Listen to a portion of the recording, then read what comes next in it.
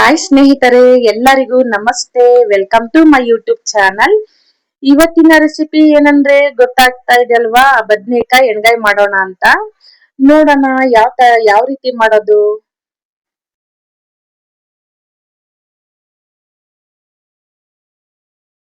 ನೋಡಿ, ಮೊದಲಿಗೆ ಇಲ್ಲಿ ಬದ್ನೇಕಾಯಿ ಚೆನ್ನಾಗಿ ತೊಳ್ಕೊಬೇಕಾಗತ್ತೆ ರೀ. ನೀಟಾಗಿ ತೊಳ್ಕೊಬೇಕಾವು. ನಂತರ ಬದ್ನೇಕಾಯಿನ 4 ಭಾಗವಾಗಿ ಕಟ್ ಮಾಡ್ಕೋಬೇಕಾಗುತ್ತೆ. ನೋಡಿ, ಈ ರೀತಿ ಕಟ್ ಮಾಡ್ಕೋಬೇಕಾಗುತ್ತೆ.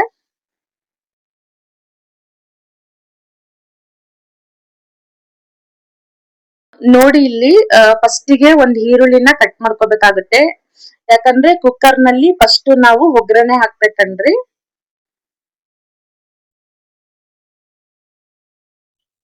ನೋಡಿ, ಸ್ವಲ್ಪ ಕರಿಬೇವು ಸೊಪ್ಪು, ನಂತರ ಕೊತ್ತಂಬರಿ ಸೊಪ್ಪನ್ನ ಸ್ವಲ್ಪ ಚಿಕ್ಕದಾಗಿ ಹೆಚ್ಚಿಟ್ಕೊಳ್ಳನ್ರಿ.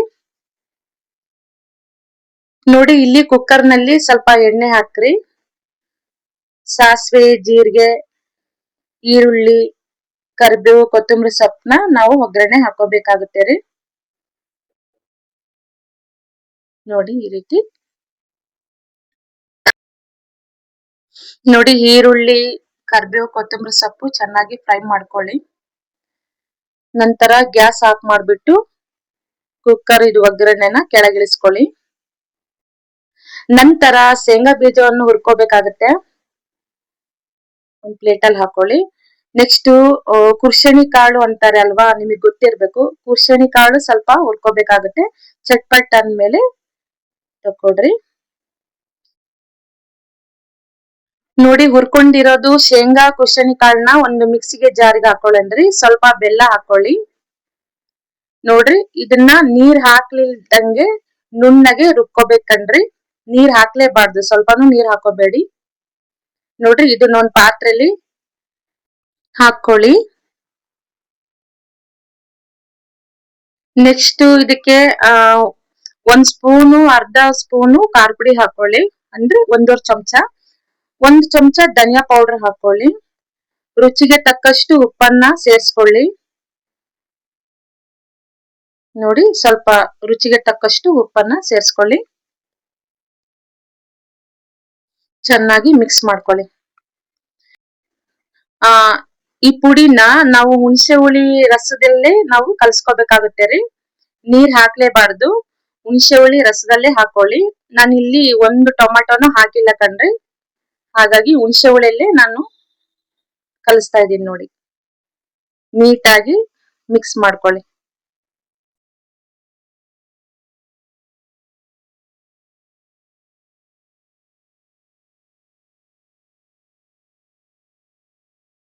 ನೋಡಿ, ಈ ಮಸಾಲೆಯನ್ನ ಒಂದೊಂದೇ ಬದನೆಕಾಯಿ ತೆಗೆದುಕೊಂಡು ನಾವು ಅದರಲ್ಲಿ ತುಂಬಬೇಕಾಗುತ್ತೆ ರೀ. 1 ಸ್ಪೂನ್ ತಗೊಂಡು ಆ ಮಸಾಲೆನ ಬದನೆಕಾಯಿ ಒಳಗೆ ತುಂಬಬೇಕಾಗುತ್ತೆ.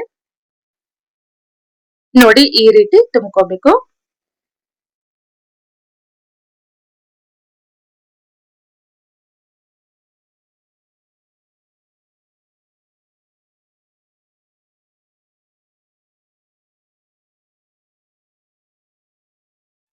ನೋಡಿ, ಅದು ಮಸಾಲೆನ ಸ್ವಲ್ಪ ನೀರ್ ಹಾಕೊಳ್ಳಿ. ನಿಮ್ಗೆ ಬದ್ನೇಕಾಯಿ ಎಣ್ಗಾಯಿ ಸ್ವಲ್ಪ ರಸದ ತರ ಬೇಕು ಅಂದ್ರೆ ಸ್ವಲ್ಪ ನೀರ್ ಪ್ರಮಾಣ ಸ್ವಲ್ಪ ಜಾಸ್ತಿ ಹಾಕೊಳ್ಳಿ.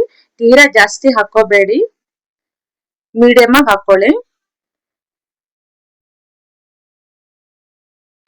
ನೋಡ್ರಿ, ಕುಕ್ಕರ್ನ ಮುಚ್ಚಿಬಿಟ್ಟು ಒಂದೇ ವಿಷಲ್ ಕೂಗಿಸ್ಕೋಬೇಕನ್ರಿ. ಅಷ್ಟೇ, ಜಾಸ್ತಿ ಕೂಗಿಸ್ಕೋಬೇಡ್ರಿ, ಒಂದೇ ಕೂಗ್ ಮಾತ್ರ ಕೂಗಿಸ್ಕೊಳ್ಳಿ.